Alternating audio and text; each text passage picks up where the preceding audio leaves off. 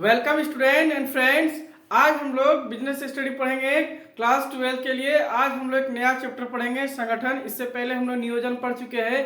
आज हम लोग जानेंगे संगठन का क्या अर्थ है, उसकी क्या परिभाषा है, उसकी कौन सी प्रक्रिया है, कार्य क्या है और उसका महत्व आज जानेंगे। सबसे पहले चैनल में नए आए हैं तो एक बार सब्सक्राइब कर दे। न्यू अपडेट्स के लिए सारा कॉमर्स क्लासेस होती है ना, अकाउंटेंसी, बीएससी और इकोनॉमिक्स, ये तीनों क्लास हम लगातार दे रहे हैं। आज हम लोग संगठन के बारे में पढ़ेंगे। चलिए आज हम लोग संगठन का बात करते हैं कि संगठन क्या होता है, कैसे कार्य करती है। ठीक है, सबसे पहले आइए थोड़ा पढ़ते हैं संगठन का अर्थ। संगठन एक प्रक्रिया है जो कार्य को समझने तथा वर्गीकरण करने, अधिकार अंतरण को परिभाषित करने तथा मनुष्यों को अत्यधिक कार्य कुशलता के साथ लक्ष्यों की प्राप्ति हेतु कार्य करने के लिए संबंध स्थापित करता है। देखिए ऐसे तो कुछ समझ में नहीं आया कि हम क्या कहें। अब देखिए संगठन क्या है पहले जानते हैं। देखिए एक परिवार ले लीजिए। सबसे पहले तो वह परिवार में कुछ सदस्य होते हैं। परिवार में कुछ सदस्य होते हैं। जैसे मान लीजिए परिवार में कुछ सदस्य होते हैं ना जी। एक परिवार ले लेते हैं हम। परिवार में कुछ सदस्य होते हैं जैसे माता पिता, मदर, फादर, सन और डॉटर, 4 लोग होते हैं ना जी। तो 4 मिल करके क्या बनाते हैं, एक परिवार बनाते हैं। उसी तरह किसी भी संस्था के लिए संगठन बनाया जाता है। देखिए सबका अपना अपना काम है। अगर मदर है तो मदर का अपना काम है, फादर है तो फादर का अपना काम है, पिताजी अगर घर से बाहर काम करते हैं तो माँ घर के अंदर काम करती है। तो बेटा के लिए भी कुछ काम रहता है, बेटी के लिए भी। आपको भी घर में रह के पढ़ना है या शिक्षा ग्रहण करना है, साथ साथ आपको मम्मी और पापा का मदद भी करना पड़ता है। तो एक परिवार में सब कोई क्या करता है, मिलकर काम करता है। क्या करता है, सब कोई मिलकर कार्य करता है। उसी प्रकार एक संगठन होता है जहां पे सभी लोग मिलकर कार्य करते हैं। सभी लोग क्या करते हैं, मिलकर कार्य करते हैं। उनके बीच में जैसे एक परिवार में कार्य बटा होता है कि घर कमाने का काम मम्मी या पापा करते हैं, बाकी लोग अलग अलग कार्य करते हैं, दादा और दादी अन्य कार्य करती है। तो उसी प्रकार परिवार में जिस तरह से कार्य सभी का बटा होता है, सभी को अपना कार्य पता होता है, सभी को अपना अधिकार पता होता है, सभी को ये पता होता है कि कौन डिसीजन लेगा, कौन डिसीजन देगा। ये सभी निर्णय परिवार में हो देखे होंगे या तो आप अपना ही अनुभव किए होंगे कि परिवार में अगर आपको बुक लेना होता होगा तो आप पापा को बोलते हैं या तो मम्मी को बोलते हैं। या तो लैपटॉप लेना है तो मम्मी या पापा को बोले, उनके बीच डिस्कशन होता है और उसके बाद निर्णय लिया जाता है कि नहीं चलो हाँ ले लिया जाएगा। तो इसी प्रकार से समझने का प्रयास करेंगे तो परिवार भी एक तरह का क्या है, संगठन है। फैमिली भी एक तरह का संगठन है जिसमें विभिन्न लोग रहते हैं और विभिन्न लोगों का उत्तरदायित्व होता है एक दूसरे के प्रति। अब देखिए परिवार से हटकर संगठन को अच्छा से समझते हैं। लिखे संगठन एक प्रक्रिया है। प्रक्रिया मतलब कोई कार्य जब लगातार चलने लगती है उसको हम लोग क्या कहते हैं, प्रक्रिया कहते हैं। संगठन एक प्रक्रिया है जो लगातार चलती रहती है, जो कार्य को समझने तथा वर्गीकरण, कार्य को समझने मतलब उसमें जो कोई भी आएगा वो पहले उसका क्या समझेगा, कार्य समझेगा कि कैसे कार्य करना है। जिस प्रकार ये परिवार है, परिवार में भी जैसे आप आएंगे, जैसे जैसे आप बड़ा होंगे तो आपको भी उसका उत्तरदायित्व तो मिलते जाएगा कि आप 15 के हो गए आपको पढ़ना है, अब 20 के हो जाएंगे, 25 के हो जाएंगे तो आपको काम करना है, फैमिली संभालना है। उसी प्रकार संगठन में भी कार्य करने का क्या किया जाएगा, वर्गीकरण किया जाएगा कि आप क्या कार्य करेगा, इसको समझना है और वर्गीकरण करना मतलब अलग अलग कौन सा कार्य होगा, किस प्रकार। अधिकार अंतरण को परिभाषित करना, आपके पीछे क्या क्या अधिकार है, आप क्या क्या कार्य कर सकते हैं उस संगठन में, ये आपको अधिकार दिया गया। जैसे अभी आप छात्र है, स्टूडेंट है, तो आपको मुश्किल से अभी अधिकार मिला होगा कि बाजार जाइए अपने से कुछ सामान या कुछ सामान खरीद के ला सकते हैं। इसके अलावा आपको अभी अधिकार नहीं मिला होगा कि चले जाओ कमाने के लिए, है ना। कुछ लोग तो कमाने के लिए नहीं, फादर मदर है ये है कमाने के लिए, तो आपको अर्निंग के लिए नहीं लर्निंग के लिए भेज रहा है, तो आप लर्निंग के लिए बैठे हुए। तो अधिकार अंतरण को परिभाषित करना, मनुष्यों को अत्यधिक कार्य कुशलता के साथ लक्ष्यों की प्राप्ति हेतु कार्य करने के लिए समझ, माने मनुष्य जितने भी उसमें लगे रहेंगे उनको पहले लक्ष्य समझाया जाएगा कि आपको क्या लक्ष्य दिया गया है। व्यवसाय, आखिरकार हम लोग बिजनेस पढ़ रहे हैं तो बिजनेस का ही लक्ष्य होगा। बिजनेस का जो लक्ष्य होगा उसको प्राप्ति करने के लिए कौन कौन सी क्रियाएं करनी है, उन क्रियाओं में से आपको कौन सा उत्तरदायित्व दिया जाएगा, इन सभी को मिला करके एक प्रक्रिया बनती है जिसको हम लोग क्या कहते हैं, संगठन कहते हैं। इन सभी को मिला करके एक प्रक्रिया बनती है जिसको हम लोग क्या कहते हैं, संगठन कहते हैं। जैसे आप अभी स्कूल या कॉलेज में होंगे तो स्कूल में क्या होता था, टीचर होते थे, प्रिंसिपल होता था, गार्ड होता था, पियोन होता था, तो सब मिल करके एक कार्य प्रणाली था। टीचर का काम है स्टूडेंट को पढ़ाना, प्रिंसिपल का है पूरा मैनेजमेंट को देखना, माली का काम होता था, गार्डनर का काम फूल को पानी देना, गार्ड का काम होता था गेट पे होकर खड़ा होकर गार्डिंग करना। तो ये सब कार्य अलग अलग बटा हुआ था। ये स्कूल एक संगठन था, ऑर्गेनाइजेशन था, जिसमें सबका कार्य बटा हुआ था, सबका दायित्व भी बटा हुआ था। अब हम उस माली को कहते हैं कि जाओ माली तुम जाके आज क्लास ले, तो वो क्या पढ़ाता? वो नहीं पढ़ा सकता। जो सब्जेक्ट हमारा उसके मुश्किल से होता। इसीलिए हर एक लोगों को उनके अनुसार उनके कार्य को समझाना और उस कार्य को समझा के उसको कार्य कराना, इसी को संगठन कहते हैं। स्पष्ट शब्दों में या दूसरे शब्दों में समझा जाए, संगठन लक्ष्यों की प्राप्ति के लिए एक साथ काम करने के लिए बनाया जाता है। सबको क्या करने के लिए? एक साथ काम करने के लिए बनाया जाता है, जहां पर उसको कार्य और उसका उत्तरदायित्व समझाया जाता है। जहां पर उसका कार्य और उत्तरदायित्व समझाया जाता है, परिभाषित की जाती है कि आपको कौन सा कार्य करना है, कौन सा कार्य नहीं करना। अब एग्जांपल ले लेते हैं किसी बिजनेस का। तो बिजनेस का कोई फॉर्मेट ले लिया जाए तो सबसे बड़ा व्यवसाय में जो होता है वो होता है प्रबंधक। अब तक तो हम लोग इतना क्लास पढ़ चुके हैं तो जान ही गए कि प्रबंधक होता है। प्रबंधक के अलावा कई लोग चाहिए उसके कार्य करने के लिए। क्या चाहिए? अकाउंटेंट चाहिए, इंजीनियर चाहिए, सुपरवाइजर चाहिए, कर्मचारी चाहिए। तो ये सभी को मिला करके क्या बनेगा? ये सभी को मिला करके एक संगठन बनेगा। ये सभी को मिला करके क्या बनेगा? संगठन बनेगा, जहां सबका अपना अपना कार्य होगा। जैसे प्रबंधक का अपना कार्य होगा, इंजीनियर का अपना निजी कार्य होगा, अकाउंटेंट का अपना निजी कार्य होगा, कर्मचारियों का अपना निजी कार्य होगा, कंप्यूटर ऑपरेटर का अपना निजी कार्य होगा। इन सभी कार्यों को वो खुद जानेगा कि क्या कार्य हमको करना, उसका उत्तरदायित्व क्या है, उसका कर्तव्य क्या है। इन सब को जानने समझने का जो कार्य होगा उसी को हम लोग क्या कहेंगे? संगठन। या तो आप कह सकते हैं दो या दो से अधिक व्यक्ति मिलकर किसी लक्ष्य को प्राप्ति करने के लिए कोई क्रिया करती है, उसे संगठन कहते हैं। अब संगठन कई तरह के हो सकते हैं, बहुत सारे संगठन है। एक विद्यालय भी संगठन है, एक आपका कॉलेज भी संगठन है, बिजनेस करने वाला भी एक क्या है? ऑर्गेनाइजेशन है। आप लोग 10 लड़का मिलकर के क्रिकेट खेलते हैं ना, कोई फुटबॉल खेलते हैं, तो वो भी एक तरह से संगठन है। उसको हम लोग टीम बोलते हैं। छोटा टीम है, आप एक साथ मिलकर काम करते हैं। सबका अलग अलग विभाग होता है। हम बैट्समैन है, हम बॉलर है, हम ऑलराउंडर है। तो इस तरह से अलग अलग, एक विकेट कीपर भी है। तो इस तरह से अलग अलग विभाग होता है। उसी तरह से एक संगठन है। जिस प्रकार एक क्रिकेट का टीम है, उसी प्रकार से एक संगठन है, जहां पे सबको अलग अलग विभाग और अलग अलग कार्य सौंपा गया है और उस कार्य को वो पूरी तरह से करता है, समझता है या कार्य करने की क्षमता रखता है। ठीक है, तो ये था संगठन। हमको लगता है आप लोगों को संगठन एकदम समझ में आ गया होगा। एक बार लाइक कर दीजिए और शेयर कर दीजिए दोस्तों को।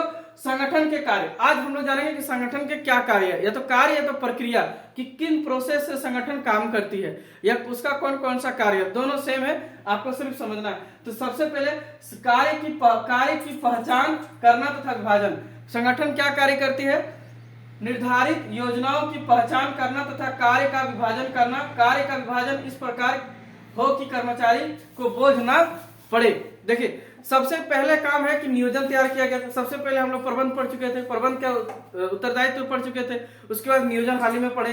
तो नियोजन में हम लोग समझे कि नियोजन का मतलब क्या था? कोई कार्य को करने से पहले सोच लेना, उसी को नियोजन कहते हैं। किसी कार्य को करने से पहले उसका योजना तैयार कर लेना, मैंने उसको सोच लेना कैसे क्या करना चाहिए, उसको हम लोग नियोजन कहते हैं। तो कह रहे हैं कि निर्धारित योजनाओं से जो नियोजन कर लिए, जो योजना तैयार कर लिए है, उसकी पहचान करना कि कैसे उसको क्रिया किया जाएगा, और कार्य का विभाजन करना कि किस कार्य को कौन करेगा। जैसे हम एक बिजनेस चलाने के लिए तैयार हो गए हैं, हम प्रबंधक हैं, तो हमको कौन सा कार्य किससे कराना है? हमको इंजीनियर से ही, जो इंजीनियर है उससे इंजीनियर का काम कराना है, अकाउंटेंट है अकाउंटेंट से कार्य कराना है, कंप्यूटर ऑपरेटर है कंप्यूटर ऑपरेटर से काम कराना है, जो कर्मचारी है अलग अलग उसको अलग अलग विभाग का काम कराना है। ऐसे तो नहीं करा सकते कि कंप्यूटर ऑपरेटर को काम दे देंगे अकाउंटेंट का काम दे देंगे, इंजीनियर का काम दे देंगे सुपरवाइजर का। तो इस प्रकार काम प्रणाली गड़बड़ा जाएगी। तो हमको जो जिसको आता है उसके अनुसार कार्य देना, तो उसी अनुसार क्या करेंगे? कार्य का विभाजन करेंगे। और कार्य को इस प्रकार विभाजन करेंगे कि कार्य का विभाजन इस प्रकार ही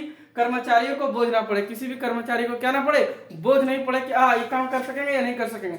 अब इंजीनियर को अकाउंटेंट का काम दे देंगे तो बोझ हो जाएगा, और उसी का काम उसी को देंगे। इंजीनियर का काम इंजीनियर को देंगे और काफी आसानी से देंगे। उसके साथ 2 और कर्मचारी देंगे, जूनियर इंजीनियर देंगे, ताकि वो और आसानी से कर सके।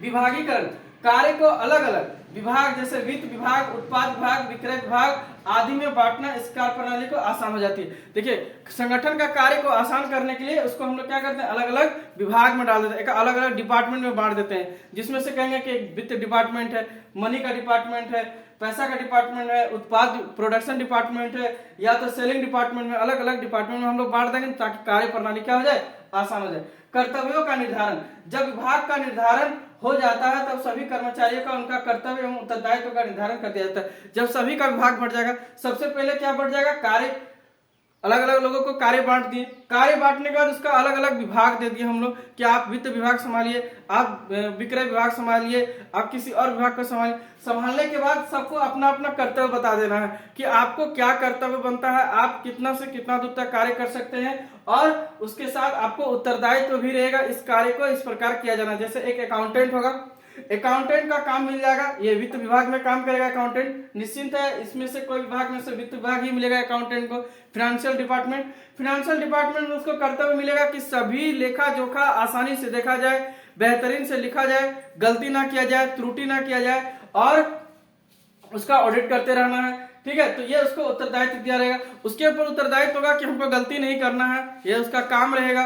और जवाबदेही देना है कि प्रबंधक जब भी पूछेगा तो उसका जवाब देना है कि हाँ कितना मनी है, कितना मनी नहीं है, कितना खर्च हुआ है, कितना रेवेन्यू है, सारा चीज। ठीक है, तो कार्य, नेक्स्ट पॉइंट है कार्य का रिपोर्टिंग। अब हम लोग क्या करेंगे, कार्य का रिपोर्टिंग देंगे। अब अकाउंटेंट को काम मिल गया था, अकाउंटेंट एक साल में क्या करेगा, अपना पूरा फाइनल ब्यौरा, फाइनल अकाउंट बना करके किसको, मैनेजमेंट को सौंपेगा। उसको बताएगा इतना प्रॉफिट, इतना लॉस, इतना कंपनी इंक्रीज कर रहा है, पहले से ग्रोथ रेट क्या है, ग्रोथ रेट लेस है, देन है, जो भी है वो सारा कौन रिपोर्ट प्रस्तुत करेगा, किसी मेन अधिकारी को। देखिए, कर्मचारियों को केवल कार्य का बंटवारा नहीं बल्कि इसके आज्ञा अनुसार करना है तथा कार्य के प्रति जवाबदेही होता है। किसके आज्ञा अनुसार, तो निश्चित है ऊपर लेवल से चलता है आज्ञा हम लोग का, प्रबंधक, नीचे प्रबंधक, उसके नीचे प्रबंधक, सबसे लास्ट सुपरवाइजर, है ना, ये तो पहले ही हम लोग पढ़ चुके हैं। अब क्या होता है कि जवाबदेही देता है, नीचे से ऊपर जवाब देते हुए जाएगा, सुपरवाइजर देगा ऊपर वाले को जवाब, उसके ऊपर वाले को जवाब देगा, इसी प्रकार जवाब देते हुए आएगा। अगर हम अकाउंटेंट को कहेंगे तो अकाउंटेंट किसको, डायरेक्टली प्रबंधक को जवाब देगा और उनको बताएगा कि हमको क्या करना,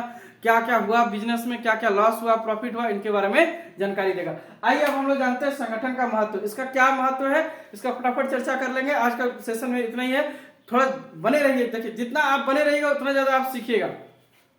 देखिए, संगठन का महत्व क्या है, तो महत्व है विशिष्टीकरण के लाभ, माने कई विशेष प्रक्रिया होने के कारण से बहुत सारे लाभ है इसके, उसमें से लाभों का गिनती कर लेते हैं। संगठन कार्य बल में विभिन्न क्रियाओं के नियमानुसार आवंटन का मार्गदर्शन करती तथा कर्मचारियों को कार्य बोझ नहीं लगता है। इसमें जो कार्य प्रणाली है लोगों को बांट दिया जाता है, जैसे हम यहाँ अभी पढ़ाए आप लोगों को कि कार्य को क्या करना, विभाजन कर देना है, उसके अलग अलग विभाग में बांट देना है, उन लोगों को काम इतना आसान कर देना है जिसके कारण से विशेष लाभ हम लोग को मिल जाएगा। कर्मचारी आसानी से काम करेगा, उसका मनोबल बहुत अच्छा होगा, मोटिवेशन बहुत अच्छा होगा, वो काम बहुत अच्छा करेगा, और जितना अच्छा कर्मचारी काम करेगा उसको जितना कम बोझ लगेगा उतना ही अच्छा विकास होते जाएगा संगठन का।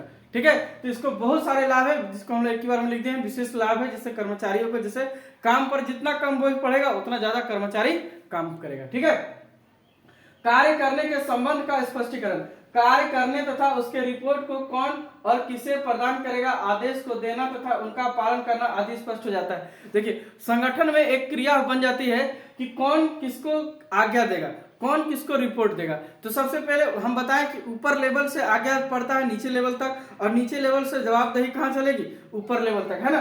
तो कार्य करने तथा रिपोर्ट कौन किसे प्रदान करेगा, कौन कार्य करेगा, प्रबंधक उसके नीचे प्रबंधक को बोलेगा, उससे नीचे बोलेगा, और जब यहाँ से रिपोर्ट तैयार करेगा, ये रिपोर्ट तैयार करके बीच वाले को देगा, बीच वाला रिपोर्ट तैयार करके उसको देगा, और इस प्रकार से कार्य चलते हैं। जैसे आप लोग बैंक गए होंगे, बैंक में देखे होंगे कि सबसे छोटा जो होता है वो पीओ होता है ना, वो उस कार्य को दे देता है किसको, क्लर्क को, क्लर्क कार्य देता है कैशियर को, कैशियर कार्य देता है बैंक मैनेजर को। ठीक है, फिर बैंक मैनेजर आदेश देता है कैशियर को, बैंक मैनेजर किसी को भी आदेश दे सकता है, और कैशियर भी कैशियर फिर पीओ और क्लर्क को आदेश देता है। ठीक है, संसाधनों का अनुकूलतम उपयोग, तीसरा नंबर पॉइंट है, सभी भौतिक, वित्त एवं मानव संसाधनों का उचित एवं कुशलता उपयोग में सहायता करता है। देखिए, जितने भी संसाधन है, चाहे वो भौतिक हो, वित्तीय हो या मानव संसाधन हो, तीनों संसाधनों का वैकल्पिक और बेहतर उपयोग करता है कौन, संगठन। क्योंकि संगठन के पास एक बहुत बड़ा स्वरूप होता है जिस कारण से वो आसानी से डिसीजन बना लेता है कि भौतिक वस्तुओं का, वित्तीय पैसों का, या लोगों को कैसे काम कराना है, इसका सबका अनुकूलतम उपयोग कर लेता है। नेक्स्ट पॉइंट है परिवर्तनों का अनुकूलन। परिवर्तन, देखिए व्यवसाय का मतलब ही परिवर्तन है। व्यवसाय वातावरण हम लोग पढ़े, बिजनेस इन्वायरमेंट पढ़े थे, तो बिजनेस इन्वायरमेंट में हम लोग पढ़े हैं कि changing is the business, business में बदलाव आते रहता है, समस्याएं आती रहती है, बिजनेस में बदलाव आते रहता है, समस्याएं आती रहती है और हर समस्या को सुलझाया नहीं जा सकता। कुछ समस्याएं ऐसी होती है कि उसको सुलझाने में और उलझ जाते हैं, इसीलिए कुछ समस्याओं को छोड़ दो, इग्नोर कर दो, नहीं तो ज्यादा सुलझाने के चक्कर में ज्यादा उलझ जाती है। आइए देखते हैं, ये जीवन का महत्वपूर्ण मंत्र है कि समस्याओं को उतना ही सुलझाओ जितना सुलझ सके। अगर समस्याओं को ज्यादा सुलझाने के चक्कर में समस्याएं बढ़ जाती है और भी उलझ जाती है। परिवर्तनों का अनुकूल संगठन प्रक्रिया व्यवसाय इकाई को व्यवसायिक पर्यावरण परिवर्तनों में समायोजित होने की अनुमति देता है ना।